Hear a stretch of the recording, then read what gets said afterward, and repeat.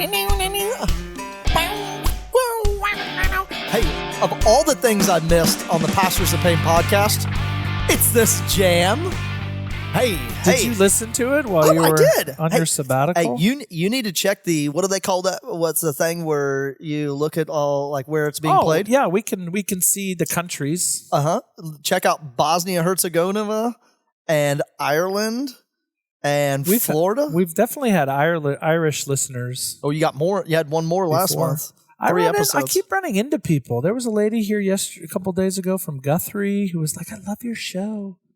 And then I was at Holy Family Cathedral a few weeks ago. Oh. And there were a couple people there. Mm-hmm. And then this might be the best fruit. So we just hired our new director of evangelization and formation. His name is Corey Hicks. Corey Hicks came from where? McKinney, Texas. Oh. So Corey, this goes back end of the school year. There were some of our families were having a graduation party in the parish hall. Well, they invited me, so I just was going to stop by. Literally for like 5 minutes was like all I walk in and there's this woman standing there and a bunch of kids running around and she said, "Oh, are you Father O'Brien?" And I was like, "Yeah, hi, welcome." And I'd never met her before, and she said, "We just love like your show. We live in Dallas, but I grew up here." And what's her name? Andrea Hicks. Oh, no way. That's her husband? Like Father Paul Schiller's? Yes. Like one of his besties from growing up here.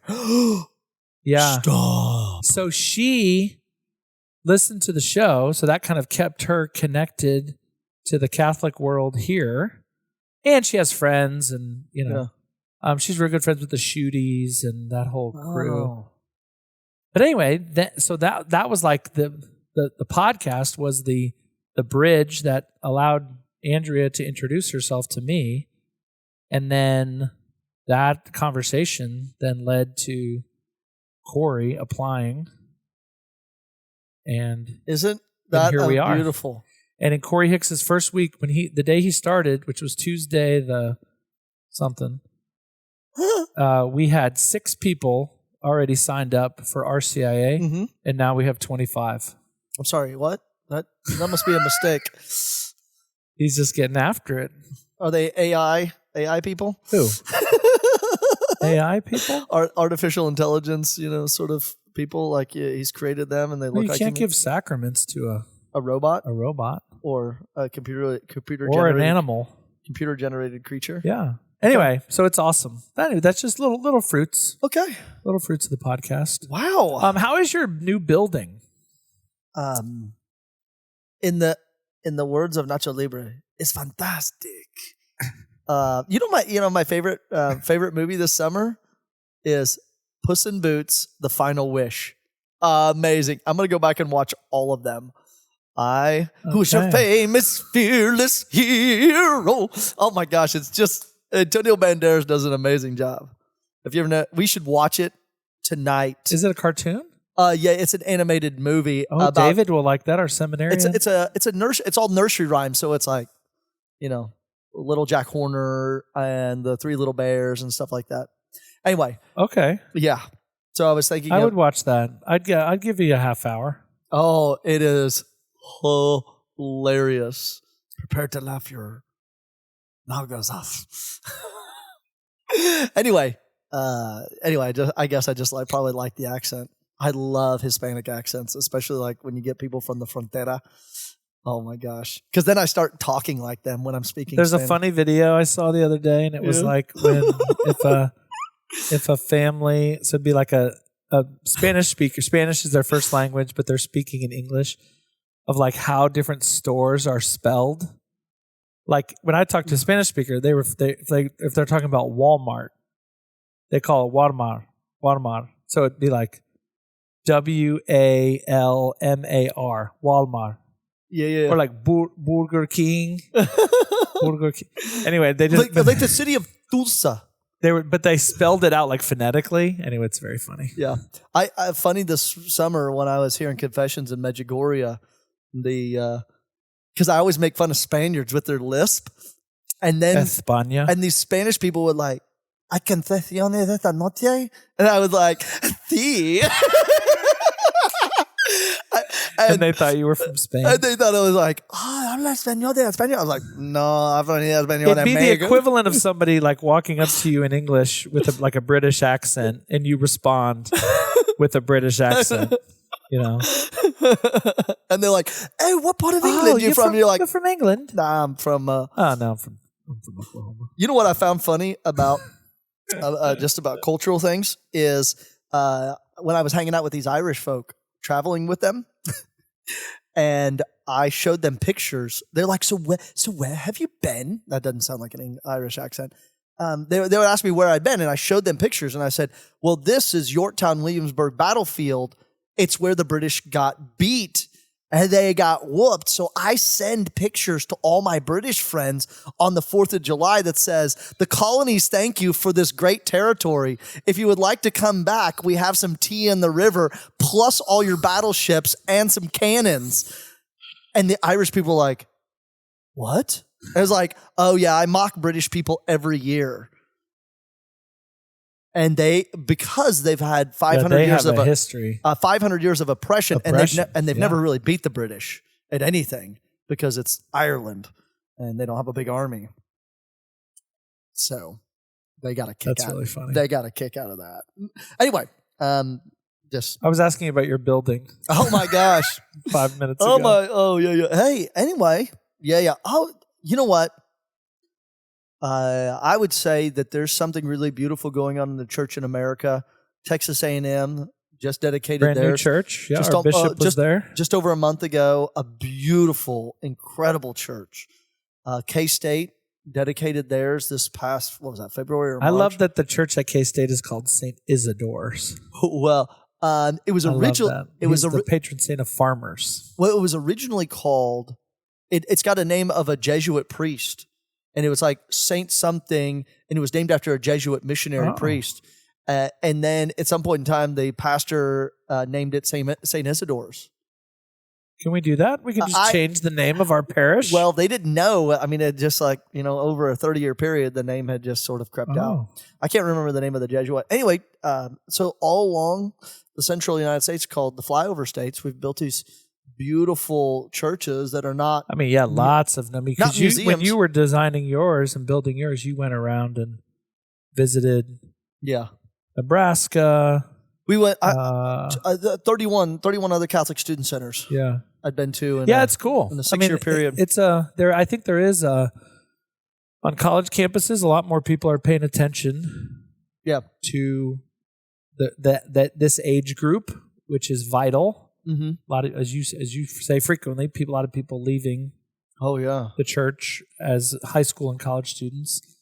So it's funny. I was talking to somebody the other day. I was in Tulsa giving a little talk, and somebody said, and this happens regularly, and it's very nice. And people are like, I just love your church out in Stillwater. Either like, oh, I went there once, it was so great, or I've got to get out there. And then sometimes people will say, like, oh my gosh, when you were just like handed this awesome church, and I was, yeah. I mean, we were. It's right. This is beautiful. But then there's kind of sometimes like a tone of like beautiful church equals either like easy ministry. Or beautiful church equals, or I should say new equals no problems. Oh. Like, and what we've been experiencing, and really, I mean, for 5 years. Yeah. And you for the last several months is just because something is new. And I would say, just because when people build a new house, like stuff goes wrong. It wasn't quite done right. I've known you kind of discover like, oh man, I wish we would have. Some of that. And so I just think it might be interesting to kind of talk about that, of what new building does not equal easy ministry. In fact, it can actually complicate it because more people come. Yeah, which is good. Okay, I'll give you end of year last year, May whatever graduation shows up. Old St. John, corner of Miller and Knobloch, little brown building, did a lot of great stuff for, Father Clement Pribble did a great job, and it served its purpose from 1962 till the present day. Every year we would have, about maybe 200 people show up for graduation parties. That would be students plus their families over a period starting at 9 o'clock in the morning till 7 o'clock at night.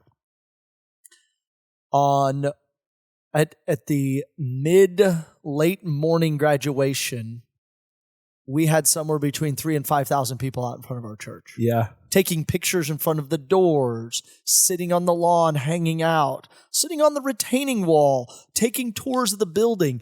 Ashley Martin cooked. She made 500 cookies, I think it was. 200 of them were gone by the first graduation. And by noon, we had nothing left.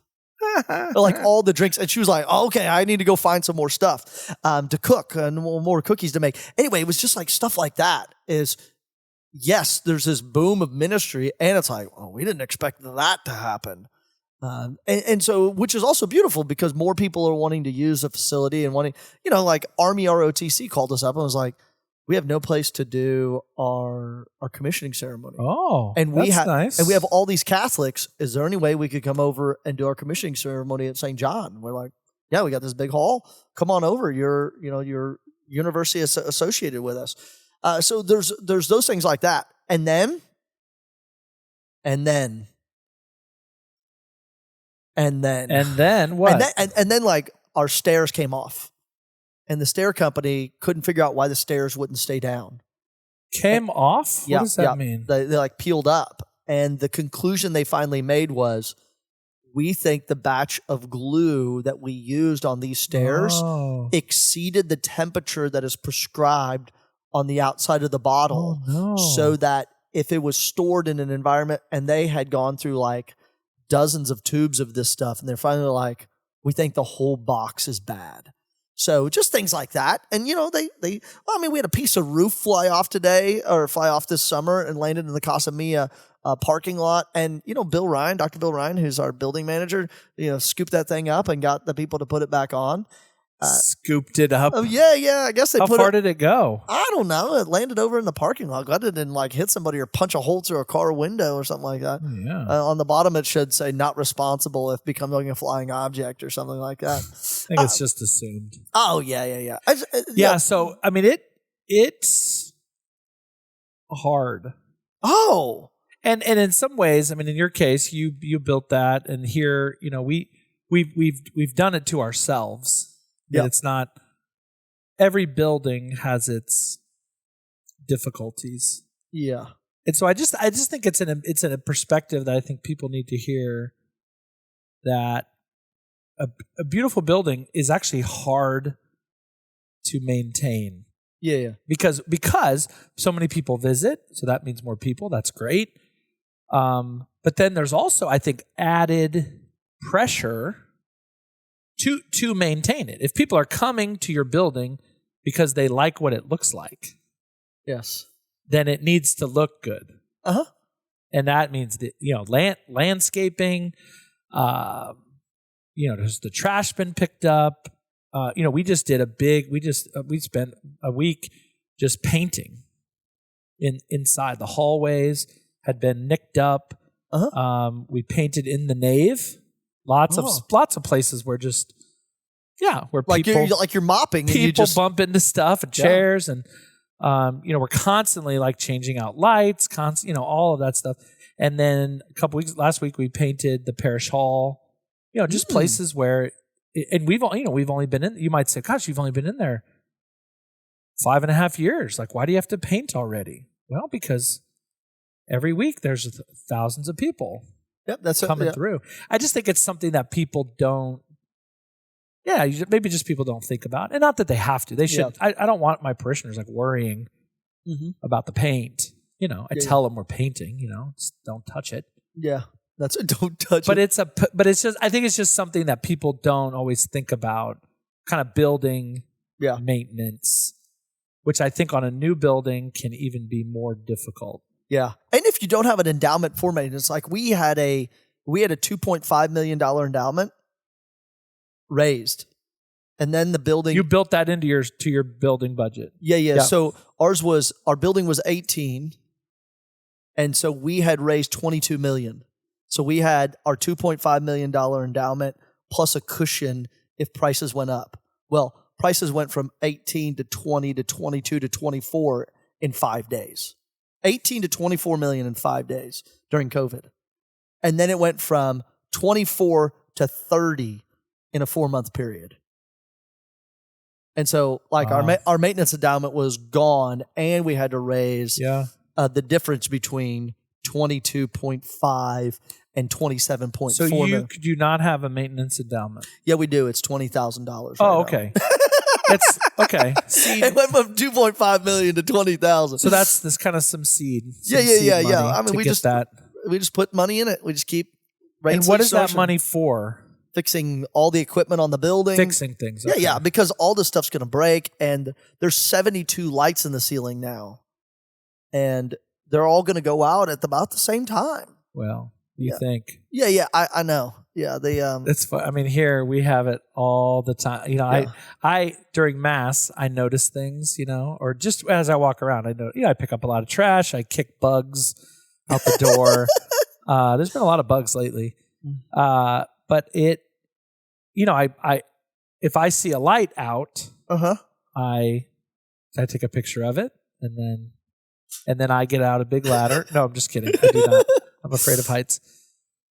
And we get it changed out, right? Yeah. And then like the next day, like another light. Yeah, it goes out, and I'm like, what? Oh my gosh! You know what's funny? I told your maintenance gal a couple years ago, 3 or 4 years ago. And I said, there's a light out in the choir loft. And so I had mass over here at St. Francis, and there I could see during the middle of mass, the light was out. At the gospel, the light was out. Through him and with him, and the light is on. That was the thought that went through my mind. It changed during mass? She went up there and replaced the light. Oh, during mass? Yeah, because she had been to mass at 8 a.m. this morning. Okay. Or 8:30 or whatever time it was. That was quiet. Yeah, it was like really smooth. Anyway, it was just funny like that. During the elevation, my eye said, that light's changed. And I was like, okay, pray, Wakulich, pray. Yeah, don't worry about the light. But we have these beautiful buildings, and people talk about Stillwater and the beautiful buildings and churches of Stillwater and the ministry we do here. And I mean, you want to donate, CatholicPokes.com or SFX.org. You can make so it's expensive. a tax-free donation. So you talked about your maintenance endowment. Your goal was $2.5 million. Now it's $20,000. When we moved in here, it was nothing. So we still owe money. We still owe $700,000 on the building that we're paying down. But we have also set aside our ultimate goal. The budget goal is to have we just call it a building operating fund of $2 million, which will be to do anything that needs to be done, from painting to new curbs to, big ticket items like, your chiller goes out or your, stuff needs to be dug up so that right now is actually at $800,000. Whoa! Which we're very excited about. Why don't you just take that $800,000 and pay off the other one? Because it doesn't. The $800,000's invested. Okay, there it is. Yeah, I mean it's making more than our interest payment.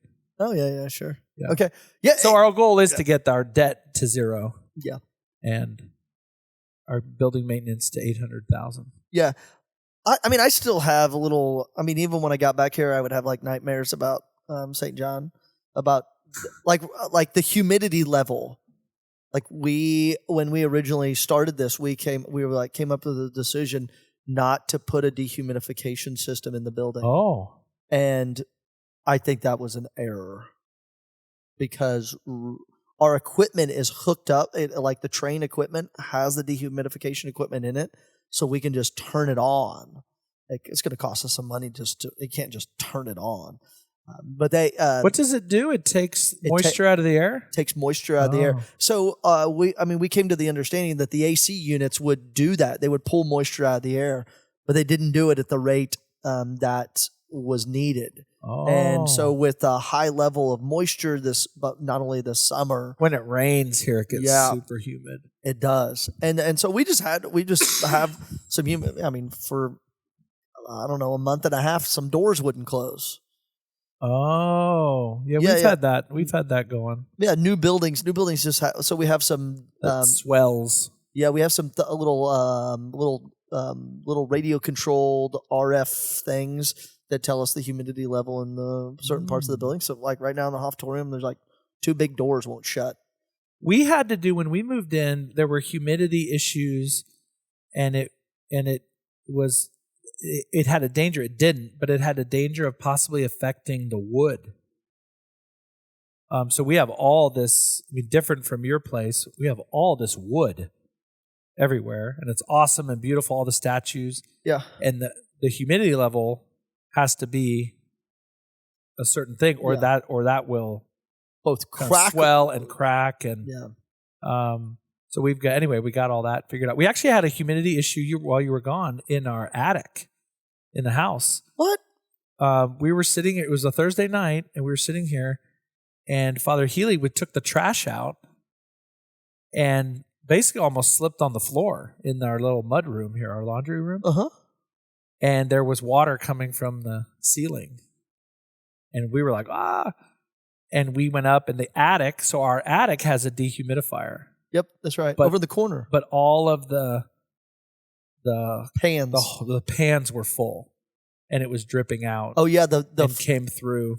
The overflow was clogged. But luckily, we caught it right as it started. I mean, if that had happened while we were all sleeping, that would have drip for. We all get 10 hours of sleep every night, and so it would have slipped for. But anyway, we caught it and fixed it all up and got towels up there and got it repaired, and it cost us a couple $100 to fix the ceiling. Yeah. But anyway, that kind of stuff that I think just like people don't think about. And this is true if you're in Stillwater or wherever you are. Like your building, the physical building of a church costs money. Yeah, it takes a lot of effort to make it look the way it does. Yeah. I was with a priest this summer from Mississippi, and when they had that big hurricane come through, you ready? This is what happened to his house. So the rectory was behind, and they elevated this platform for high water to put the AC units on. When the storm came through, it buckled that frame, and the whole air conditioning unit from the church fell over on the rectory and went through the side of the rectory. Those are so heavy. I know. And it was like on big buildings. I mean, when I was at Bishop Kelly, when we would change out, you had to get a crane, a huge crane to just, and then on like skyscrapers and stuff, they use helicopters. Yeah. And so it was. Wow, I can't imagine that falling onto the house. Yes, it was. Oh. So then it's like, what do you do then? So it's like, now the church is out of commission because it's got no AC, and the rectory is out of commission because it's got a giant air conditioning unit in the side of it. Father needs a new house. So, so they had to redo all that, and it was just a hot mess. But anyway, I mean, it's so important to. I think one of the coolest things y'all got going on here is the sod squad at St. Francis. Those people love their parish and get out here and mow. I don't know that. I got 2 words for you: Wally Howell. Yeah, he's got a son that's kind of, he's the boss. So our sod squad, if you just don't know, Jackson's amazing. This is part of our life of stewardship, right? So we have this group of people on Saturday mornings that come, and then it also happens during the week. There's a group that mows. Yeah.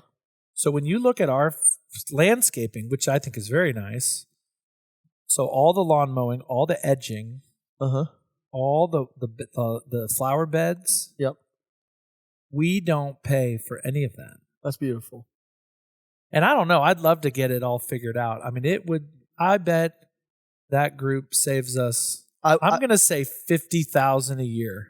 I was going to guess $1,000 a week. Yeah. Yeah. So that's 52. I mean, that's incredible. And it's something. I mean, it's something that I think the group enjoys. It's not a mandatory. They're not all working off their community service from their arrests. Maybe so. Court appointed. But they, it's something they enjoy doing. And it's one of the ways in which that group of people give back to the life of the parish. Anyway, but that, I mean, that's kind of an operation. I mean, you gotta keep up with that and get them what they need and the lawnmowers and kind of all that stuff. You have nice landscaping out front. I mean, you don't have a lot. You don't have as much as we do here. Oh, no. And you don't have as much land. I intentionally kept it low because, I mean, even, architects. Bless me, Father. If you're an architect and you're listening. Bless me, Father, for I've sinned. I violated the 5th commandment. I did not murder them. I just don't like architects now. You just wanted to murder them. I just want to, because they build things and then they're like, okay, here you go. Like they put all these trees out in this landscape. I was like, how is somebody to mow all that? And they're like, well, they can mow around it. I was like, with what? With what? Like there's not a lawnmower that exists that can But you took those out, right? Yeah. We took them out and we rescaped things and we potted trees and plants and stuff like that and are putting them around the property. And we have to remove lights too from the building because when you're mowing, people run them over or vehicles pulling in run them you over. Have to be careful. Lights on the ground or any kind of like plaques or architects. Because in the defense of the architects, right? They want to build something beautiful. Let me tell you a joke, but not necessarily functional. Yeah. So that's where, that's why you don't just let an architect build whatever they want. They have your input. Yes, I'd love to. Here's the joke. What is your joke? Jesus and Peter are up in heaven chatting one day, and Jesus says, I like these gates, but I want to do something a little Art Nouveau-y, a little sort of redesign the gates, give it heaven a little new feel. And hey, Peter, can you find us an architect? Peter looks at Jesus and says, yeah, but I'm gonna have to go down to hell to get one. You okay with that, wow. Jesus? Okay, we're gonna get some. We've never gotten any hate mail. I think we might. But I love the architects. But anyway, it is all this just to say that having a big, beautiful building, it is awesome. People come and they visit, and we both of our communities ought to be grateful every day for what we've got. Oh, glory to God! But the long term, long after you and I are gone. We have to put money away and we have to take care of the building. I mean, everybody has a role to play in really caring for. It's good stewardship. Oh, good man, stewardship it is of the building. Speaking of that, our stewardship renewal, annual stewardship renewal just started. What? Every parishioner should be getting their packet in the mail. Oh, beautiful. Commitment Sunday, September 9th and 10th. Good times. We also have RCIA starting up. So do we. We've got a bunch of people. That's awesome. So do we. So we're doing Tuesday nights. So do we. Wednesday nights in Spanish. Oh. And then all the kids stuff. Middle school Sunday morning. Pre-K through 5th grade Sunday morning. First communion Sunday morning. Wow. Confirmation Wednesday nights. High school youth Wednesday nights. Jeez. We're off Sunday nights. We're not doing anything on Sunday nights anymore. Beautiful. Congratulations. Yeah.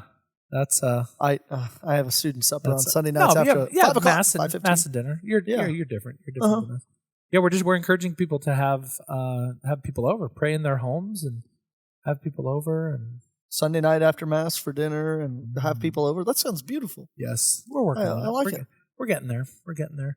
So anyway, we are. Come see us, man. And say a prayer. Start of school. Say a prayer for the students going back to school. This past week it started in Stillwater, and then next week it starts at Oklahoma State. Pray for college students around the country, safe traveling because it's a dangerous time. They're trying to get back to school, and it just also football. Yeah, and they're just trying to adapt themselves to a life of being away from home. Man, yeah, it's great. So pray for them and us. You're welcome anytime. Come see us. I know you say you're going to come see us, but you actually need to come. Peace. Okay, bye. Go Pokes.